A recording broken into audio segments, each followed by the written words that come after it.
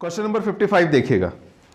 Question number 55 कह रहा है from the following balance sheet of SRS limited and additional information as on 31 March 2016 prepare a cash flow statement. इस question में साफ पता चल रहा है कंपनी का नाम SRS लिमिटेड है और कंपनी का जो साल खत्म हुआ है वो 31 मार्च 2016 को हुआ है। आगे जो जानकारियाँ दी गई हैं वो देखिए क्या क्या है। शेयर होल्डर फंड में शेयर कैपिटल 3.5 लाख से 4.5 लाख है, यानी कि 350 से 450। रिजर्व एंड सरप्लस नोट दे दिया तो नोट पे चले जाते हैं। नोट नंबर 1 क्या बता रखा है देखिएगा। Statement of profit and loss कितना है 50,000 से 1,25,000। ये क्या है नोट नंबर 1 की बात है। आगे चले जाते हैं क्या है नॉन करेंट लायबिलिटीज़ में क्या दे रखा है long term borrowing note number 2। नीचे चले जाइए, सब पुरानी बातें इसलिए फटाफट ले चलते हैं। लॉन्ग टर्म बोरिंग में नोट नंबर 2 12% डिवेंचर है 175 से 225।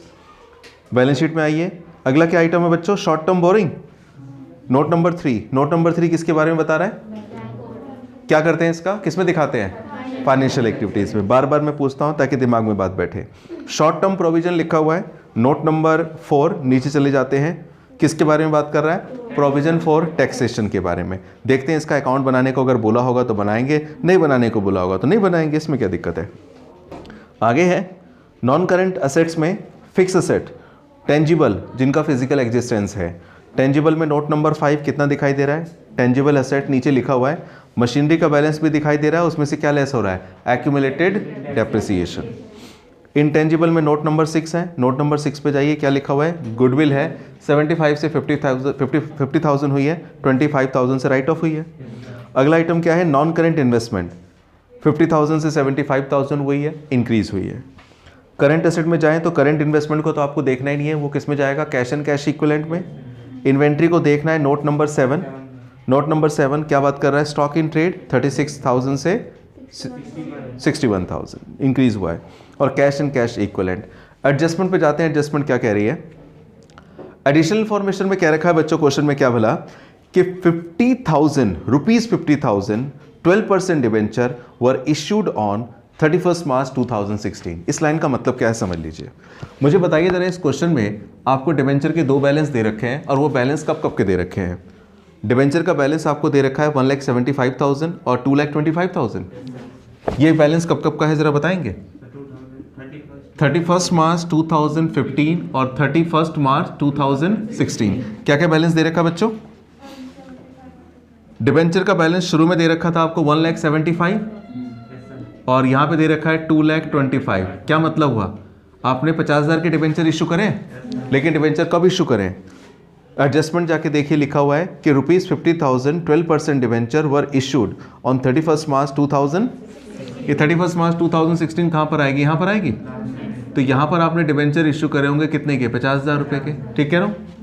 इसका मतलब डिवेंचर साल के आखिरी में इशू हुए हैं तो साल भर कितने डिवेंचर आपके ऊपर बकाया रहे आउटस्टैंडिंग रहे बताओ। आपके सर के ऊपर जो डिवेंचर बकाया रहे 1,75,000 ही तो रहे होंगे। इसका मतलब जब क्वेश्चन को मैं सॉल्व करूंगा और डिवेंचर का इंटरेस्ट निकालूंगा तो डिवेंचर का नाम क्या है बताना 12% डिवेंचर। तो 12% इंटरेस्ट किसका निकालूंगा 1,75 का या 2,25 का। बिल्कुल सही 1,75,000 का इंटरेस्ट निकालेंगे, कितना परसेंट 12%। जो भी निकलेगा निकाल लेंगे। आगे देखिए क्या लिखा हुआ है, इसका अकाउंट बनाने की कोई ज़रूरत नहीं है। सेकेंड एडजस्टमेंट देखिएगा क्या कह रहा है। During the year a piece of machinery costing 40,000 on which accumulated depreciation was 20,000 was sold at a loss of rupees 5,000। साल के दौरान एक बच्चों मशीन थी जिसकी कॉस्ट कितनी बता रखी है, कॉस्ट है 40,000। कॉस्ट है 40,000 मतलब खरीदा इसे 40,000 में था और उसके ऊपर डेप्रिसिएशन कितना लग चुका है 20,000 का इस पर डेप्रिसिएशन लग चुका है। तो सोचिए 40,000 की चीज़ पर अगर 20,000 का डेप्रिसिएशन लग चुका है तो कितने की बची होगी अब। ये जो 20,000 डेप्रिसिएशन लगने के बाद वैल्यू बचती है इसको हम लोग बोलते हैं बच्चों बुक वैल्यू। और इसको आपने बेचा कितने में है 5,000 के लॉस पर। बहुत बढ़िया, यानी कि आपको बेचने पे लॉस हुआ 5,000 रुपये का। तो लॉस पहले ही बता दिया, इसका मतलब कितने में सेल किया होगा 15,000 में। और क्वेश्चन में क्या था सेल प्राइस दे रखा होता था लॉस निकलता था, आज लॉस दे दिया तो सेल प्राइस निकाल लिया, इसमें कौन सी बड़ी बात हो गई है ना। तो ज़रा सबसे पहले अकाउंट बनाएंगे एडजस्टमेंट के अकाउंट। तो इसमें कौन कौन से अकाउंट बनेगा बच्चों क्वेश्चन नंबर 55 के लिए। सबसे पहले तो मैं बना रहा हूं किसका अकाउंट, मशीनरी का अकाउंट, मदद कीजिएगा। मशीनरी अकाउंट अगर मैं बना रहा हूं तो मशीनरी अकाउंट में सबसे पहले हम लोग क्या लिखते हैं, मशीनरी का यहाँ पर बीडी बैलेंस लिखते हैं और यहाँ पे मशीनरी का सीडी बैलेंस लिखते हैं। बीडी बैलेंस जरा देख के बताइए। 5,05,500 भी है, ये कैसा फिगर है, चलिए कोई नहीं। और सीडी बैलेंस में 837,500 ऐसे बोलते हैं, 837,500। हालांकि हिंदी आप लोग बोल सकते हैं, कोई दिक्कत नहीं है। मशीनरी बढ़ेगी तो इस तरफ, घटेगी तो इस तरफ। साल के दौरान मशीन 40,000 की थी, 20,000 का डेप्रिसिएशन लगा ना, तो यहाँ पे क्या लिखेंगे, बाई डेप्रिसिएशन नहीं लिखेंगे, बाई एक्यूमुलेटेड डेप्रिसिएशन कितना, 20,000। बेचा उसे तो क्या लिखेंगे, बाई बैंक अकाउंट, कितने बेचा, 15,000 में। और ब्रैकेट में बहुत बढ़िया बच्चा बोला, बहुत बढ़िया, सेल भी लिखेंगे, बहुत बढ़िया। एसपीएल अकाउंट लॉस कितने का हुआ बॉस, 5,000। टोटल करो फटाफट फटाफट, टोटल कितना, ग्रेट ग्रेट, 877,500। और यहां पर 877,500 कितना बचेगा मैडम जी, 355 नेट बचेगा। इसे बोलेंगे हम लोग क्या, टू बैंक अकाउंट, इसको हम लोग बोलेंगे परचेज। अगला अकाउंट जो आपको बनना है वो कौन सा बनना है, बिल्कुल एक्यूमुलेटेड डेप्रिसिएशन अकाउंट। कितने अच्छे हो आप, फटाफट बता देते हो, ठीक है। बाई बैलेंस बीडी, डेप्रिसिएशन का बीडी बैलेंस और सीडी बैलेंस बताइए। ठीक है मैं बता दे रहा हूं, 70,000 और 1,05,000। बहुत बढ़िया बताया आपने सर, 70,000 1,05,000। क्या होगा बच्चों इसके बाद, याद है इसके बाद क्या करते थे, जो यहाँ पे एक्यूमुलेटेड डेप्रिसिएशन है वो चल के यहाँ आता था, तो आज भी आ जाएगा चल के। चलाते हैं इसको, लाइए कौन से अकाउंट से आ रहा है, तो यहाँ पे हम लिखेंगे to machinery account, how much, 20,000। Total कर देंगे 1,00,000, ऐसे करते थे, टोटल करेंगे 1,25,000। मैं बताऊंगा कितना आएगा डिफरेंस, अच्छा चलिए ठीक है। इधर बचने का मतलब ये क्या होता था, इसे हम लिखते थे बाई एसपीएल अकाउंट, और ये डेप्रिसिएशन किसका होता था। तो कैश फ्लो स्टेटमेंट बनाते समय जब आप नॉन ऑपरेटिंग एक्सपेंस लिखते थे, तो नॉन ऑपरेटिंग एक्सपेंस में जब डेप्रिसिएशन लिखा जाएगा तो ये वाला अब नहीं लिखा जाएगा, ये वाला लिखा जाएगा। बोलिए हाँ या ना जी। मशीनरी अकाउंट और एक्यूमुलेटेड डेप्रिसिएशन अकाउंट बनाने के बाद अब बनाते हैं इसका फॉर्मेट, और फॉर्मेट के बाद क्वेश्चन को सॉल्व करते हैं। फॉर्मेट आप लोग बना लीजिएगा, मैंने तो बना लिया है। अब जरा शुरू करते हैं, जरा देखिएगा। सबसे पहले जब हम लोग हेडिंग डालते हैं तो पहली हेडिंग हमारी होती है cash flow from operating activities. तो cash flow from operating activities में सबसे पहले हम लोग क्या लिखते थे, सबसे पहले हम लोग लिखते थे कि हमारी कंपनी ने साल के दौरान कितना प्रॉफिट जनरेट किया, अर्न किया। तो यहां पे लिखते हैं क्या भला हम लोग, profit made during the year, हमने साल के दौरान कितना प्रॉफिट कमाया। तो उसके लिए जाइए किस पे, एसपीएल अकाउंट के बैलेंस पे। अगर आप जाएंगे एसपीएल अकाउंट पे तो आप पाएंगे पहले ये प्रॉफिट 50,000 था, अब वो प्रॉफिट कितना आ गया, 1,25,000 आ गया है। प्रॉफिट कितने से चेंज हुआ है, 75,000 से। तो यहाँ पे मैं लिख देता हूँ profit made during the year 75,000। अब इसमें हम लोग ऐड करेंगे क्या भला, नॉन ऑपरेटिंग एक्सपेंसेस। अगर मैं नॉन ऑपरेटिंग एक्सपेंसेस की बात करूं तो इसमें नॉन ऑपरेटिंग एक्सपेंसेस के नाम पर कौन कौन से आइटम आएंगे। पहले तो एडजस्टमेंट पकड़ा कीजिए, मैंने हमेशा आपको बोला है कि पहले एडजस्टमेंट को लेकर चलिए। एडजस्टमेंट में सबसे पहले जाइए मशीनरी अकाउंट पे। मशीनरी अकाउंट पे जो आइटम निकल के आएगा वो होगा loss on sale of machine. कितना है वो, 5,000। तो यहां पे मैं लिखूंगा loss on sale of machine 5,000। इसके बाद तुरंत अगले अकाउंट पे आइए जो आपने बनाया है। अगला अकाउंट आपने बनाया है एक्यूमुलेटेड डेप्रिसिएशन अकाउंट। उसमें जो करंट ईयर का डेप्रिसिएशन है उसको पकड़िए। करंट ईयर का डेप्रिसिएशन कितना निकला आपका, 55,000। तो यहां पे लिखेंगे हम लोग एक्यूमुलेटेड डेप्रिसिएशन ऑन मशीन 55। जी, ये तो बात हुई किसकी, जो हम लोगों ने एडजस्टमेंट अकाउंट बनाए थे उससे हमने उठाए। अब इसके बाद हम लोग आते हैं अपनी बैलेंस शीट और नोट्स पर, जिन चीज़ों को यहाँ पे लिखना होता है। तो आइए ज़रा और मुझे बताइए, सबसे पहले असेट साइड में से मैं कौन सी चीज़ यहाँ पे लिखूँ। असेट साइड में से आपको एक ही चीज़ मिलती है, गुडविल। ज़रा बताएंगे गुडविल कितनी है, गुडविल कितनी आएगी? 75,000 से 50,000 हो गया, 25,000 राइट ऑफ हो गया। तो यहां पे मैं लिखूंगा गुडविल रिटर्न ऑफ कितना बॉस?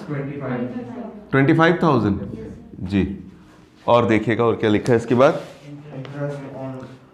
इसके बाद अगला सामान बिल्कुल सही, इंटरेस्ट ऑन 12% डिबेंचर। डिबेंचर के ऊपर इंटरेस्ट आएगा, तो यहां पे मैं लिख डालता हूं interest on 12% debenture. Boss debenture कितने के ऊपर इंटरेस्ट लगेगा? देखिए आपको पता है शुरू में डिबेंचर कितने के थे? 175 के थे। आखिरी में डिबेंचर 225 की हो गई 31 मार्च 2016 को। कंपनी ने डिबेंचर कब इश्यू करे? ईयर के एंड में, यानी कि यहां पे इश्यू करे थे 50,000 रुपए के डिबेंचर। तो भैया 175 के डिबेंचर साल भर 175 ही रहे, यहां पर आके आपने 50,000 के डिबेंचर इश्यू करे। इसका मतलब साल भर कंपनी के ऊपर जो डिबेंचर बकाया रहा वो कितना आउटस्टैंडिंग रहा? 1,75,000। तो डिबेंचर का नाम है 12%। तो जो डिबेंचर आउटस्टैंडिंग रहा 175, उसका 12% कितना आएगा बताइए निकाल के? 21,000 नेट जी। और बोलिए और क्या आएगा इसमें आपके हिसाब से? बिल्कुल सही, बहुत सही। याद रखो बच्चों, जरा समझा दो दोबारा से कि प्रोविजन फॉर टैक्स के जब भी आपने क्वेश्चन करें तो सभी क्वेश्चनों में एडजस्टमेंट दे रखी होती थी, लेकिन इस क्वेश्चन में कोई एडजस्टमेंट नहीं दे रखी है। याद रखिए, अगर एडजस्टमेंट दे रखी है तो फिर तो अकाउंट बना लेते हैं, लेकिन बॉस अगर एडजस्टमेंट नहीं दे रखी तब क्या होता है उसके बारे में सुन लीजिए। अगर आपको एडजस्टमेंट नहीं दे रखी है तो प्रोविजन फॉर टैक्स के क्वेश्चन में दो बैलेंस होंगे, एक ओपनिंग बैलेंस होगा और एक क्लोजिंग बैलेंस होगा। जो क्लोजिंग बैलेंस होगा, याद रखिए, ये कहलाता है प्रोविजन फॉर टैक्स मेड। ये वाला जो पार्ट है हमारा, ये कहलाता है क्या भला? प्रोविजन फॉर टैक्स मेड, मतलब ये करंट ईयर का होता है। इसे हम लोग बोलते हैं प्रोविजन फॉर टैक्स मेड, और ये कहलाता है, याद रखिए, टैक्स पेड। अब समझिए कौन कहां पर आता है। अगर मैंने इसको बोला प्रोविजन फॉर टैक्स मेड, ये कहां पर आएगा बच्चों? ये आएगा नॉन ऑपरेटिंग एक्सपेंसेस में, मतलब यहां पर। और ये कहां पर आएगा? जब हम लोग, बिल्कुल सही, जब हम लोग लेस करते हैं ना यहाँ पे टैक्सेस पेड, तो टैक्सेस पेड में किसको माइनस करेंगे? ओपनिंग बैलेंस को। प्रोविजन फॉर टैक्स के दो बैलेंस, ओपनिंग और closing. Closing non operating expense में और ओपनिंग पेड में। इस क्वेश्चन में जरा मेरे को बताइए, अगर मैं लिखूं यहाँ पे प्रोविजन फॉर टैक्स मेड, तो प्रोविजन फॉर टैक्स मेड कितना आएगा जो कि क्लोजिंग बैलेंस है? 1 लाख है। ठीक है, मैं यहाँ पे लिख देता हूँ क्लोजिंग, तो आप भी लिख लीजिएगा 1 लाख आ गया। और कुछ है बोलिएगा? अब तो नहीं है कुछ। अच्छा, इसमें से लेस करते हैं नॉन ऑपरेटिंग इनकम, तो बार बार जब नहीं होता तो लिखने की क्या जरूरत है? बाकी के क्वेश्चन में हमने लिखा है, नहीं है तो लेस करने की जरूरत नहीं, सीधा इसका टोटल अप कीजिए। 281। सच्ची में? ठीक है, 281। इसे क्या बोलेंगे हम लोग सीधा? ऑपरेटिंग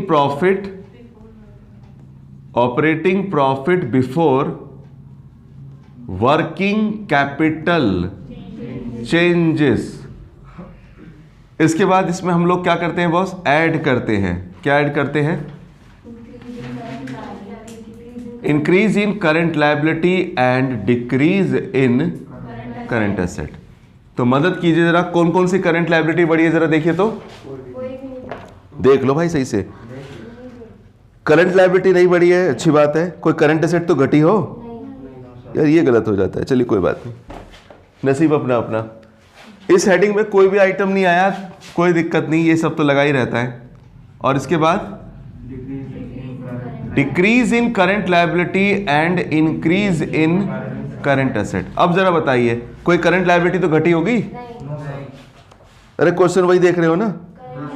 चलिए, करंट लायबिलिटी नहीं घटी, कोई करंट एसेट बढ़ी है? स्टॉक इन ट्रेड, कमाल का क्वेश्चन है। 25,000 से। अच्छा, आपको पता है ये कौन सी हेडिंग का है? लेस का है। एक ही आइटम है सिंगल कि और भी है? अगर एक दो होते तो यहाँ पे लपेटते, लेकिन अकेला है तो सीधा वहीं पे भेज दीजिए। 25,000 डायरेक्ट उधर लिख देंगे, माइनस का हो जाएगा ना एक तरह से। तो 281 में से 25 जाएगा, कौन बचेगा? 256। बहुत बढ़िया। इसे क्या बोलेंगे हम लोग? Cash generated from operation. और इसमें से लेस करेंगे हम लोग क्या? Tax paid. Taxes paid. कितना टैक्स पेड किया बच्चों? ओपनिंग बैलेंस देखिए 62,500। कितना आएगा माइनस करके?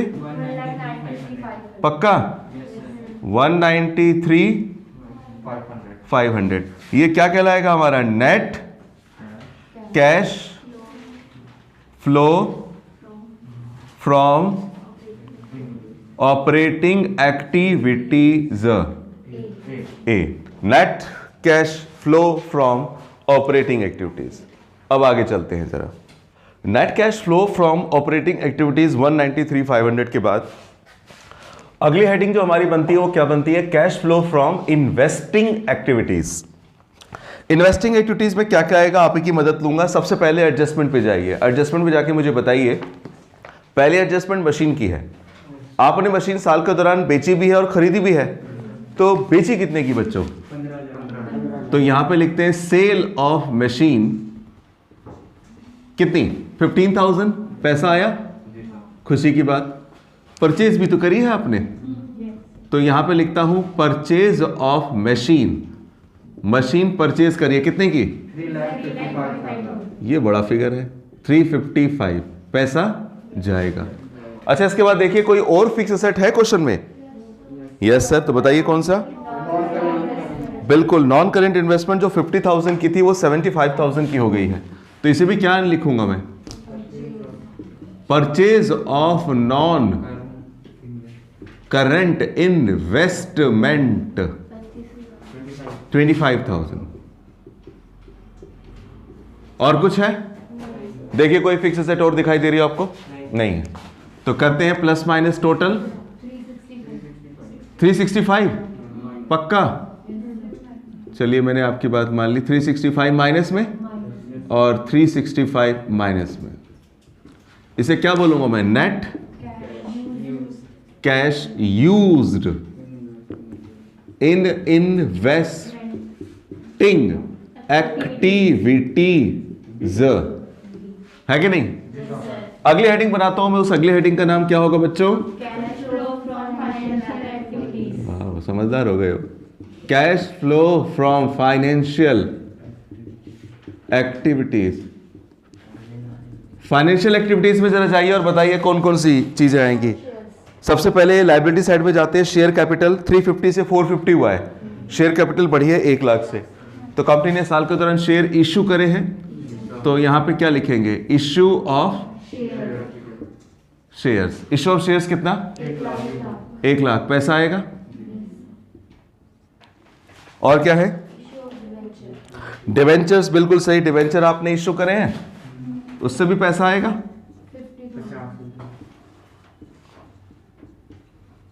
50,000 जी।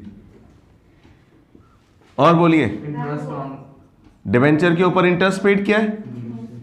तो इंटरेस्ट पेड ऑन डिवेंचर 12% भी लिख दीजिए।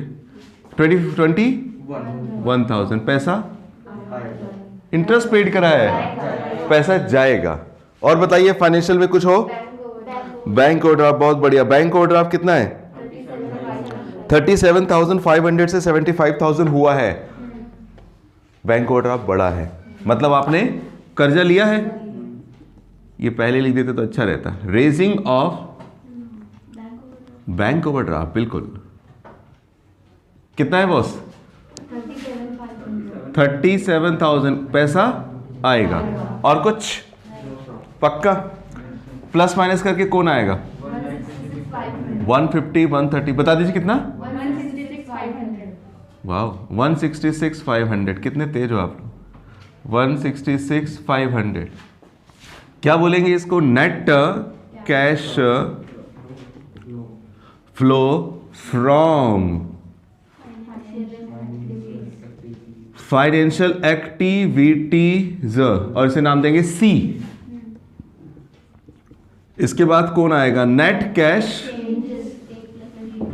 ए प्लस बी प्लस सी, ऐड करते हैं ए प्लस बी प्लस सी। ए कितना है? 193,500 प्लस बी क्या है बच्चों? बी तो आपका माइनस में है, तो माइनस में है तो माइनस में लिखना पड़ेगा ना। बी आपका माइनस का 3,65,000 है ना, और सी क्या है? 166,500। तो इसका मतलब कर लेता हूं, लास्ट वाला है, थोड़ा मैं भी तो करूं, प्लस माइनस कुछ 365 और प्लस में 165,500, 5,000 माइनस का। रिजल्ट भी माइनस में आया, लेकिन कोई बात नहीं, माइनस होने की जरूरत नहीं है। 5,000 माइनस में आ गया, ये कहलाएगा नेट कैश चेंजेस। इसके बाद हम लोग इसमें ऐड करते हैं opening balance of cash and cash equivalent, जो उसने दे रखा है वो, और प्लस में क्या? बिल्कुल, करंट इन्वेस्टमेंट। कैश का ओपनिंग बैलेंस बताना बच्चों। कैश का ओपनिंग बैलेंस क्या कहते हैं, बैलेंस शीट की सबसे नीचे लिखी है 26,500, यहां पे लिख दिया, और इसमें लगे हाथ क्या लिखूंगा? और करंट इन्वेस्टमेंट का ओपनिंग बैलेंस 35, बहुत बढ़िया, ये आ गया 61,000, बहुत ही लाजवाब। प्लस माइनस करके कौन आएगा? 56,500, 56 आएगा भाई, मुन्ना माइनस होगा, और ये क्या कहलाएगा हमारा? Closing balance of cash and cash equivalent and current investment.